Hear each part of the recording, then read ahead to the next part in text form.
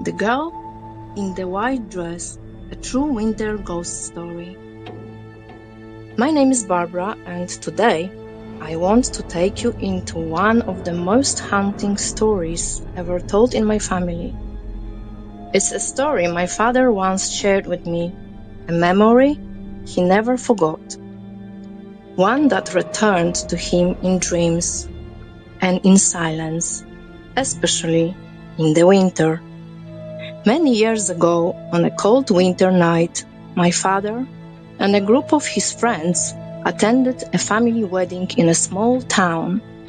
The snow was falling in thick, quiet waves outside, muffling the sounds of the world like a soft frozen blanket. The warmth of the reception hall contrasted sharply with the world outside: laughter, dancing, food, and just enough alcohol to make cheeks glow and conversations spill freely. Around midnight, as is often the case with young men, someone suggested stepping outside for a bit of air. And so, my father and a few of his friends left the glowing warmth of the celebration and stepped into the cold. Next to the wedding venue was a park, and beyond that, a cemetery, covered in snow, still, silent. And someone suggested something that felt like a dare. Let's go visit your sister's grave. My father had lost his little sister, Ania, many years earlier. She was only 6 when she passed away. Her grave wasn't far, just along the cemetery's edge under an old pine tree, marked with a small stone angel. The idea wasn't meant to be disrespectful. It was more sentimental, innocent, maybe even guilty. He hadn't visited in a long time. But as they approached to the grave, something happened. A small figure appeared in the darkness ahead. A girl. She was barefoot. Her feet sank into the snow.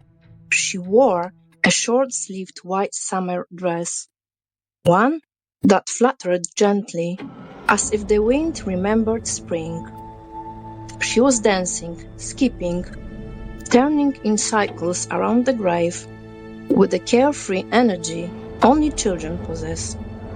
For a moment, they froze. Was this real?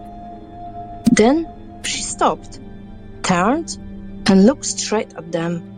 My father said it was like a jolt of electricity passed through every one of them. She raised her arm and motioned for them to come closer. No one moved. No one spoke. Something in them recognized. This wasn't right. This wasn't human. One of the boys whispered, "Do you see that too?" Another whispered back, "Run." And so they did. They ran, stumbling through the snow, slipping, failing, screaming without making a sound. Back through the park, back through the doors of the reception hall. The warmth hit them, but it didn't thaw the fear. No one laughed. No one said another word about what they saw that night for a long, long time. To this day, my father swears it was Ania, that she came back to say something, or maybe to remind them she was still there. And sometimes I wonder, what would have happened if they had stepped closer? If you have ever seen something that didn't belong, that defied explanation, let me know in the comments. And if you have your own ghost story to tell, write to me at forgheim@gmail.com. Maybe next time your story will be the one I share.